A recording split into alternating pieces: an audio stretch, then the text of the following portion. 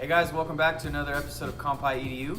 So today we're going to talk about the variation in price of daiginjos. So as you may know, there are three main classifications of sake. You have junmai, you have ginjo, and you have daiginjo.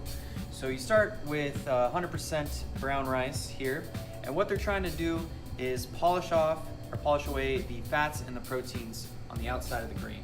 So you have junmai. The milling requirement is 70%, cannot exceed 60%, which means they took off the outer 30% of the rice grain. 60% for ginjo, and daiginjo it's 50% and under. There is no milling requirement, there is no minimum to how low it can go. Right? So that does definitely affect the price. And the rice that is typically used throughout the sake industry is Yamada Nishiki, the gold standard of sake rice.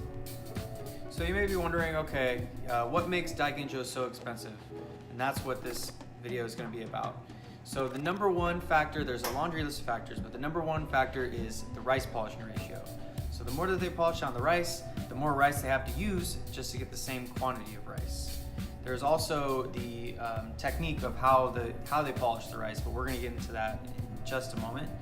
The second factor is the type of rice being used. As you mentioned, Yamada Nishiki is the top quality rice. It is the most resilient in terms of when they polish it down, it is most resilient from cracking, because the more that they polish it, the hotter the grains get and the slower they have to polish it down.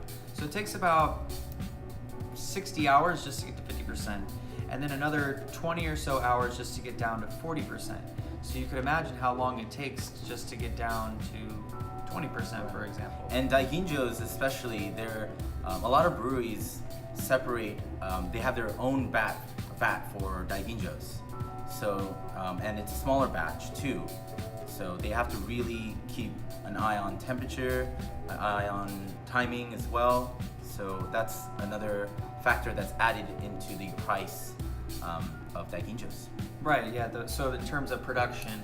Yeah, so it could be the type of rice, it could be the amount. So, a daiginjo, for example, like Dassai Beyond is $750. Why? Because they do it on a really, really small scale. So there's a limited amount of bottles that go out each year, so which makes it super rare. And also the rice polishing ratio. So the Beyond, Dassai Beyond, for example, is somewhere, they don't release the exact date, but it's somewhere between. It is. Somewhere Ladies between and 7 gentlemen, and 12%. Dassai Beyond. Right. Another thing is packaging too. So you got this beautiful sturdy box. Do you see the glisten of the pattern right there? That's another factor as well. They work really hard. I mean, appearance in Japanese culture is very important.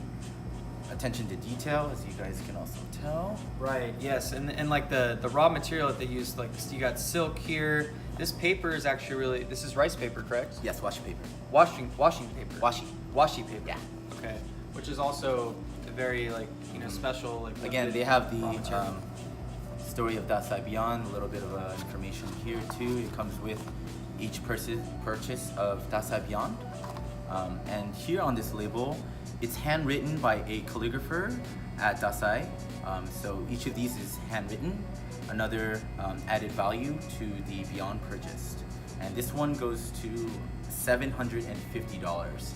Our most expensive in the store. Our most expensive currently in our store.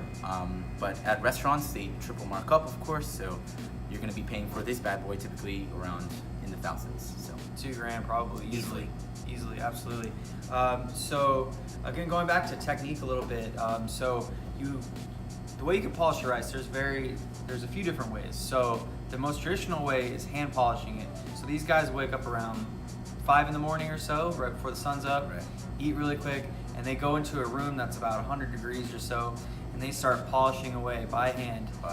And that's extremely labor intensive. Yeah. Tons of time. Yeah. So you can use a machine, which takes an hour, but it results into just lower quality tasting sake. Or you can do it by hand, which takes 5 to 6 people from morning till noon. So, basically the whole whole day, really. Or did I say noon, morning till night?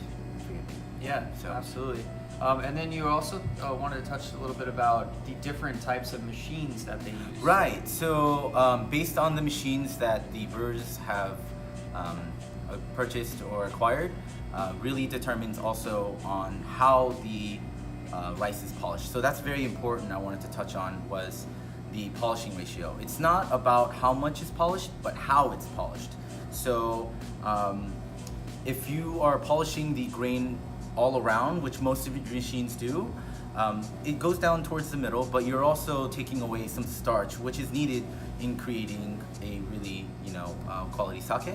Whereas some machines only polish horizontally, creating, a kind of a nice rice shape, allowing the rice to have most of its starch intact when fermenting. So that's Right. another point that a lot of brewers think about when making sake.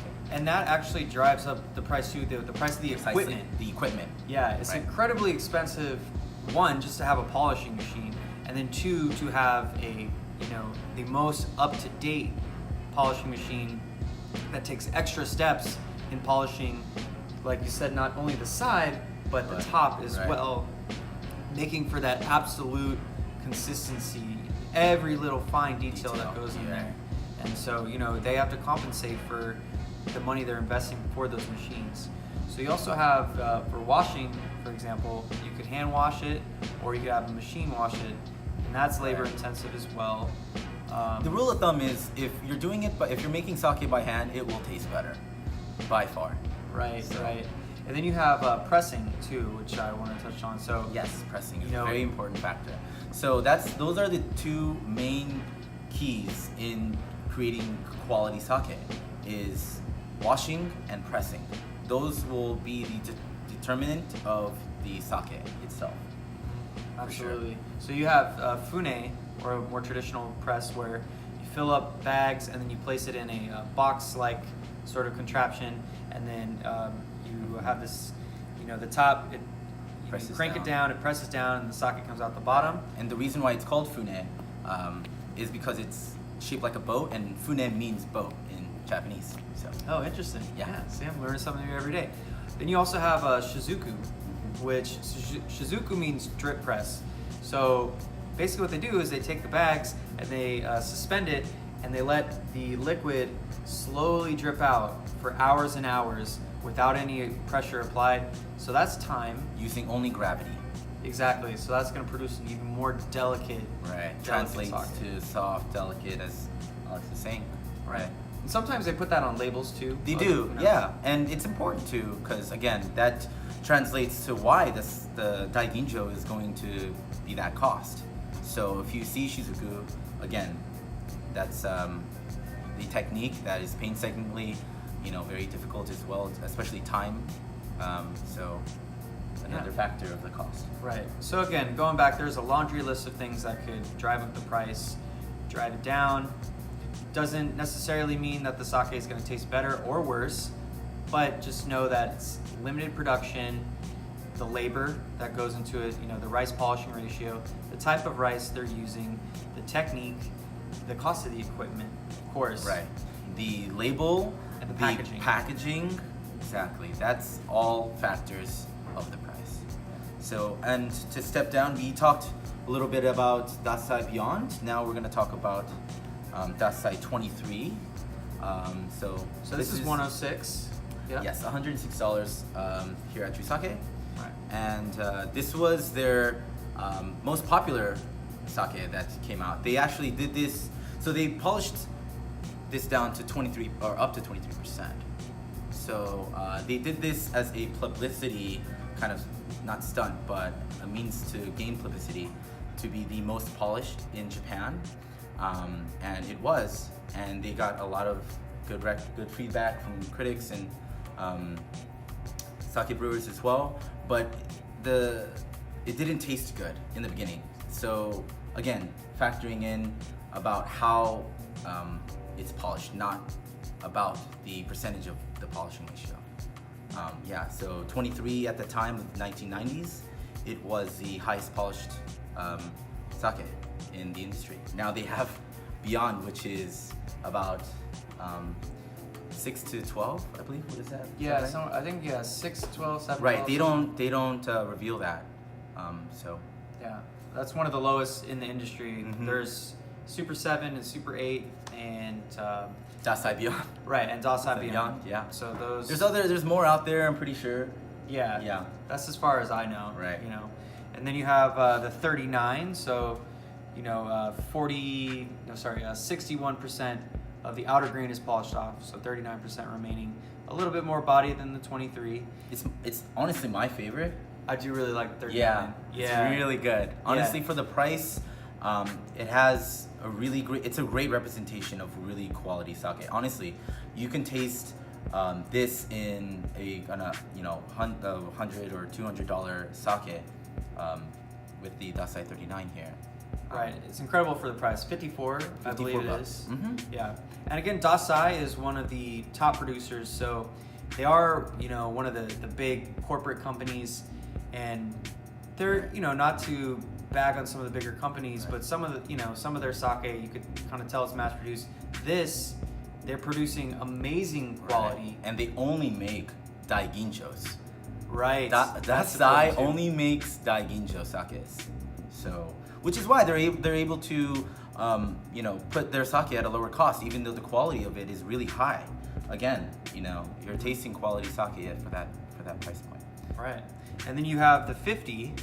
So 50 is minimum polishing ratio for Daiginjo. Great body. It's $39.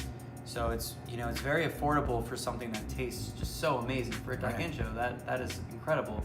So going across the board, you have the 50 for $39, and then you have the Beyond for $750. And there's a big difference in labor and time and effort and energy and just blood, sweat, and tears, man. Exactly. So and all of these sake will be linked down to the bottom of the video. I know we haven't been doing that previously, but the viewers have gave us some feedback and let us know about how we can make our videos better. I know it's just a little bit of a tease when we're just showing you and drinking sake and you can't taste it or buy it. But yes, this will all be in the links below. all right, guys. Well, thank you very much. I hope you learned something today. If you have any questions, put it in the comments below. Don't forget to like and subscribe, and come by. Bye. Cheers.